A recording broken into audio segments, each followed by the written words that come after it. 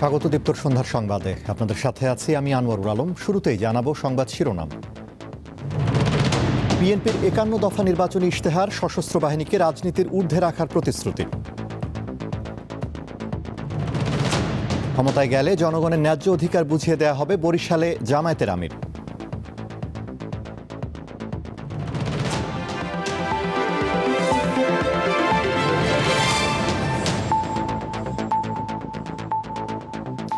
এবারে বিস্তারিত।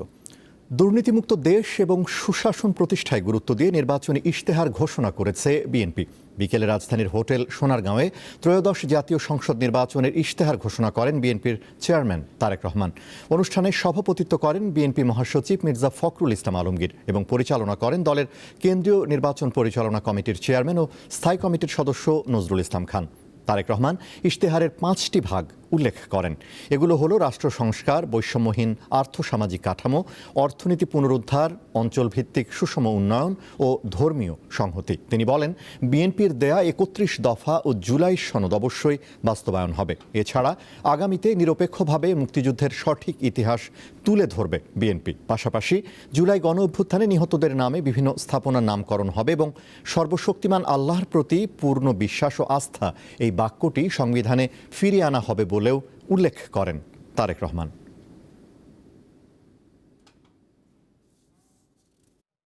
বাংলাদেশকে বর্তমান এবং ভবিষ্যৎ প্রজন্মের জন্য একটি নিরাপদ রাষ্ট্রে পরিণত করার জন্য বিএনপি কতগুলো সুনির্দিষ্ট পরিকল্পনা গ্রহণ করেছে।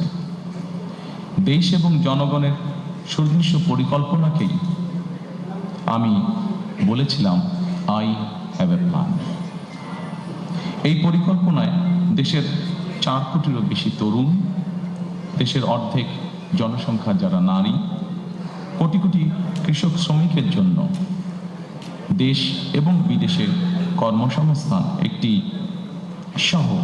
একটি স্বনির্ভর বাংলাদেশ গঠন করার জন্যই প্রতিটি সেক্টর ভিত্তিক কর্ম পরিকল্পনা আমরা গ্রহণ করেছি। দেশে বিগত ৫৪ বছরের রাজনীতি জাতিকে শুধুই ফ্যাসিবাদ আর বৈষম্য উপহার দিয়েছে। ক্ষমতায় গেলে সকল ধরনের অপকর্ম থেকে জামায়াতে ইসলামীর হাত পরিষ্কার থাকবে। দুপুরে বরিশালের মেহেন্দিগঞ্জে নির্বাচনী জনসভায় এ মন্তব্য করেন বাংলাদেশ জামায়াতে ইসলামীর আমির শফিকুর রহমান। বরিশাল অঞ্চলের নদী ভাঙন সহ সকল দুর্দশা দূর করতে জামায়াত অগ্রণী ভূমিকা রাখবে বলেও জানান তিনি। শফিকুর রহমান বলেন, গণভোটে হাঁ পরাজিত হলে জাতির ভাগ্যে ফের গোলামির শিকল ফিরে আসবে। এর আগে পটুয়াখালীর বাউফলে নির্বাচনী জনসভায় অংশ নেন জামায়াতের আমির। পরে পিরোজপুর, ঝালকাঠি, নড়াইল ও ফরিদপুরে জনসভায় যোগ দেওয়ার মধ্য দিয়ে শেষ হবে জামায়াত আমিরের দক্ষিণাঞ্চল সফর। ৫৪ বছরে যেই রাজনৈতিক ব্যবস্থা, দল এবং আদর্শ আমাদেরকে দফায় দফায় দুর্নীতি, চাঁদাবাজি, মামলাবাজি, দখল বাণিজ্য, ফ্যাসিবাদ এবং বিচারহীনতা উপহার দিয়েছে, এই বাংলাদেশকে পাল্টে দিয়ে ইনশাআল্লাহ আমরা নতুন বাংলাদেশ গড়তে চাই।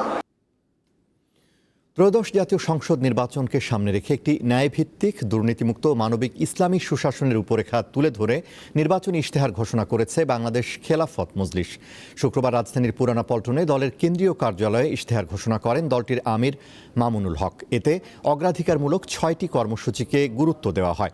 এর মধ্যে সুষম উন্নয়ন ও নাগরিক জীবনের মৌলিক অধিকার, সুশাসন ও দুর্নীতিমুক্ত রাষ্ট্র ব্যবস্থা, শক্তিশালী প্রতিরক্ষা ব্যবস্থা এবং জাতীয় নিরাপত্তা, স্বাধীন, মর্যাদাপূর্ণ ও স্বার্থভিত্তিক পররাষ্ট্রনীতি, সর্বজনীন, ঐক্যবদ্ধ ও নৈতিক শিক্ষা ব্যবস্থা ও কর্মসংস্থান। এ সময় দলটির আমির বলেন, সমন্বিত কর্মসূচিগুলো একটি ন্যায়ভিত্তিক, আত্মমর্যাদাশীল ও ইসলামী মূল্যবোধ সম্পন্ন দেশ গড়ার বাস্তব পথ। যে রাষ্ট্র আল্লাহ ভীতি, সৎ নেতৃত্ব, ন্যায় বিচার ও মানবিক সুশাসনের উপর দাঁড়ায়, সে রাষ্ট্রই হয় শান্তির ঠিকানা, সুখের আবাস, উন্নয়নের কেন্দ্র। এটাই আমাদের লক্ষ্য। ইসলামী সুশাসনে সমৃদ্ধ, ন্যায়ভিত্তিক, দুর্নীতিমুক্ত, নিরাপদ বাংলাদেশ, এটাই আমাদের অঙ্গীকার। জনগণের সুখ শান্তির নতুন বাংলাদেশ। তারেক রহমান দীর্ঘ 17 বছর পর দেশে এসেছেন, তাই বাংলাদেশ সম্পর্কে তার কোনো ধারণা নেই বলে মন্তব্য করেছেন এনসিপির আহ্বায়ক নাহিদ ইসলাম। সকালে সাভার পৌরসভার 11 দলীয় জোটের নির্বাচনী সমাবেশে তিনি মন্তব্য করেন। এনসিপির এ নেতার দাবি, কোথায় চিনিকল, কোথায় ইপিজেড আছে তার কিছুই জানেন না তারেক রহমান, অথচ বিএনপির চেয়ারম্যান বলছেন তার প্ল্যান আছে। দেশের মানুষ সন্ত্রাস ও চাঁদাবাজি রাজনীতি আর দেখতে চায় না বলেও উল্লেখ করেন নাহিদ ইসলাম। পরে ঢাকা 19 আসনে 11 দলীয় জোটের প্রার্থী দিলশানা পারুলের পক্ষে শাপলাকলিতে ভোট চান তিনি। যার দেশ সম্পর্কে কোনো ধারণা নাই, যিনি 16-17 বছর বিদেশে ছিলেন, যিনি জনগণ থেকে বিচ্ছিন্ন, তার দেশ নিয়ে কি প্ল্যান আছে তার দেশের জনগণ অলরেডি বুঝে গিয়েছে। এমন কোন প্ল্যান করবেন না যে বাংলাদেশকে আবারও পিছিয়ে নিয়ে যাবে। এমন কোন প্ল্যান আমরা বাংলাদেশে বাস্তবায়ন হতে দিব না যা ফ্যাসিস্টদেরকে পুনর্বাসন করবে। এমন কোন প্ল্যান আমরা বাংলাদেশে বাস্তবায়ন হতে দিব না যা বাংলাদেশে আবার আধিপত্যবাদী রাজনীতি তৈরি করবে। নবম পে স্কেল ঘোষণার দাবিতে আন্দোলনরত সরকারি কর্মকর্তা কর্মচারীদের সঙ্গে আজ রাজধানীতে পুলিশের ধাওয়া পাল্টা ধাওয়ার ঘটনা ঘটেছে। আন্দোলনকারীরা প্রধান উপদেষ্টা অধ্যাপক ডক্টর মোহাম্মদ ইউনূসের বাসভবন ও আশপাশের এলাকায় জড়ো হলে পুলিশ জলকামান, সাউন্ড গ্রেনেড ও লাঠিচার্জ করে তাদেরকে সরিয়ে দেয়। এতে পুলিশ সদস্য সহ বেশ কয়েকজন আহত হয়েছে। পুলিশের জলকামানের মুখে নবম পে স্কেল ঘোষণার দাবিতে মাঠে নামা সরকারি কর্মকর্তা কর্মচারীরা, ফলে বেশিক্ষণ এক জায়গায় দাঁড়াতে না পেরে তারা ছত্রভঙ্গ হয়ে যান।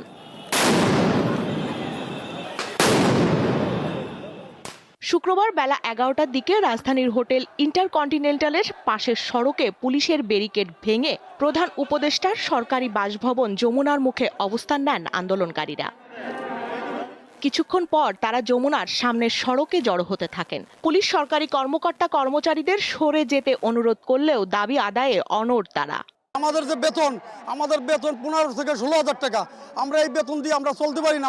এই কমিশন গঠন করা হয়েছে, এখন দ্বার প্রান্তে একদম নকিং দ্য ডোর। এই মুহূর্তে তারা আমাদের সাথে প্রতারণা করতেছে। সাউন্ড গ্রেনেড নিক্ষেপ করা হয়েছে তাদেরকে, এমনকি টিয়ার শেল, এমনকি হচ্ছে আপনার এই যে জল কামান, যেটা আপনার হচ্ছে পচা পানি। এক পর্যায়ে শক্ত অবস্থান নেয় আইনশৃঙ্খলা রক্ষাকারী বাহিনীর সদস্যরা। শুরু করেন লাঠিচার্জ, ছোড়েন সাউন্ড গ্রেনেড ও টিয়ার গ্যাসের শেল। আজকে বাংলাদেশের সরকারি কর্মচারীরা তাদের 3 বেলা ডাল ভাত খেয়ে পড়ার বাঁচার জন্য আন্দোলন করতেছে। আজকের মধ্যে যদি পে স্কেলের প্রজ্ঞাপন জারি না হয় তাহলে আমরা নির্বাচন বয়কট করব। এই বৈষম্য বাংলাদেশে হতে দেওয়া যায় না। কেউ খাবে না, তা হবে না। আন্দোলনকারীরা প্রায় 3 ঘন্টা পুলিশের মুখোমুখি অবস্থান নেন। পরে তারা হোটেল ইন্টারকন্টিনেন্টালের সামনে জড়ো হলে আইনশৃঙ্খলা রক্ষাকারী বাহিনীর সদস্যরা সাউন্ড গ্রেনেড ছোড়ে। এতে তারা ছত্রভঙ্গ হয়ে যান। আমরা আলোচনায় বসতে চাই, তা না করে প্রশাসনের পুলিশ বাইরে দিয়ে আমাদের উপর নির্মম অত্যাচার করেছে। দেখেন, আমার গায়ের রক্ত বের করে দিয়েছে। আমাদের দাবি নবম পে স্কেল গেজেট প্রকাশ করা। আমাদের একটা আশার বাণী দিবে, আমরা আবার ঘরে ফিরে যাব। ডিএমপি কমিশনার জানান, প্রধান উপদেষ্টার বাসভবনের সামনে কোনো ধরনের জমায়েতের সুযোগ নেই। নিরাপত্তাজনিত কারণে বিএনপি সবসময় 29 ধারা মোতাবেক সভা সমাবেশ নিষিদ্ধ ঘোষণা করে থাকে এবং ইম্পোজ ঘোষণা করা আছে। এই এলাকায় কারোর ঢোকার নিষেধ এবং ঢুকলে সেটি একটি অপরাধ। সেই কারণে আমরা নবম পে স্কেলের দাবিতে সরকারি কর্মকর্তা কর্মচারীরা কেন্দ্রীয় শহীদ মিনারে জড়ো হলে পুলিশ আবারও তাদেরকে সরিয়ে দেয়। স্বস্তিকা সিংহ, দীপ্ত সংবাদ, ঢাকা। শীতের মৌসুম শেষ, সামনে রমজান। শীতকালীন সবজির দাম অপরিবর্তিত থাকলেও রমজানকে সামনে রেখে বাড়তে শুরু করেছে ছোলা, ডাল ও খেজুর সহ ইফতারে ব্যবহৃত বিভিন্ন পণ্যের দাম। গরুর মাংসের দামও কিছুটা বেড়েছে। এছাড়া লেবু বিক্রি হচ্ছে হালি প্রতি 90 টাকায়। কথায় বলে লেবু বেশি কচলালে তিতা হয়, কিন্তু যে কচলায় সে মনে করে আরেকটু রস পেলে মন্দ কি। শেষে আরেকটু রস পাওয়া যায় ঠিকই, কিন্তু লেবুর সেই সুবাস বা স্বাদ বিষাদ করে দেয়। বাজারে গেলে এখন লেবুর দামের তিক্ত স্বাদ নিয়েই ফিরতে হচ্ছে ক্রেতাকে। রাজধানীর কাউরান বাজারে শুক্রবার দরদামের খোঁজ নিতেই জানা গেল লেবুর হালি গিয়ে ঠেকেছে 70 থেকে 90 টাকায়।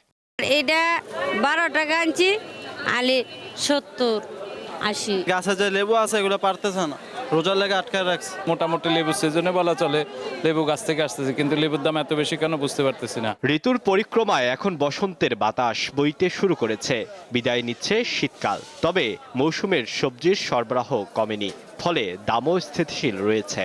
শসা 80 টাকা, 70 টাকা, 60 টাকা সর্বনিম্ন রেট।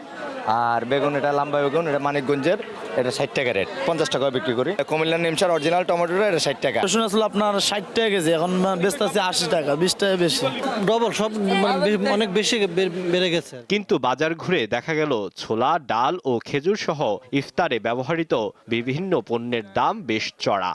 কিছুদিন আগে যা কিনছে এখন তো সেইটাতে কিনতে পারতেছি না। দাম বাড়বে, এটা আসলে আমরা ইউজ টু হয়ে গেছি। যে হারে আসলে গতবারে যে টাকায় আমি একটা মাসের বাজার করতাম, এখন সেটা পারি না। গেছে রমজান আমরা যে ছোলা বিক্রি করছি 110 টাকা, এই রমজান এটা 90 থেকে 95 টাকা। গেছে রমজান আমরা ডাবলি বিক্রি করছি 75-80 টাকা, এই রমজানে 55 থেকে 60। মাছের ক্ষেত্রে আগের তুলনায় প্রায় সব প্রজাতির দাম কেজি প্রতি বেড়েছে 50 থেকে 60 টাকা। এছাড়া গরুর মাংসের দাম গিয়ে ঠেকেছে কেজি প্রতি 800 টাকায়। আলোয়ান খান, দীপ্ত সংবাদ, ঢাকা। নির্বাচনে পার্বত্য চট্টগ্রামকে অগ্রাধিকার দেওয়ার দাবি জানিয়েছেন সিএইচটি সম্প্রীতি জোটের আহ্বায়ক ইঞ্জিনিয়ার থোয়াই চিং মং চাক। শুক্রবার জাতীয় প্রেস ক্লাবে সংবাদ সম্মেলনে এই দাবি জানান তিনি। নির্বাচনের আগে পার্বত্য চট্টগ্রাম নিয়ে রাজনৈতিক দলগুলোর পরিকল্পনার বিরোধিতা করেন তিনি। বলেন, স্বাধীনতার অর্ধ শতাব্দী পেরিয়ে গেলেও পার্বত্য চট্টগ্রামের প্রান্তিক জনগোষ্ঠীর জীবনমানের উন্নতি হয়নি। পার্বত্য এলাকার পাশাপাশি রোহিঙ্গা প্রশ্নে স্পষ্ট অবস্থান নিতে রাজনৈতিক দলগুলোর প্রতি আহ্বানও জানান তিনি। শেষ করব দীপ্তর সন্ধ্যার সংবাদ, তার আগে সংবাদ শিরোনামগুলো জানাবো আরও একবার। বিএনপির 51 দফা নির্বাচনী ইশতেহার, সশস্ত্র বাহিনীকে রাজনীতির ঊর্ধ্বে রাখার প্রতিশ্রুতি। ক্ষমতায় গেলে জনগণের ন্যায্য অধিকার বুঝিয়ে দেওয়া হবে, বরিশালে জামায়াতের আমির।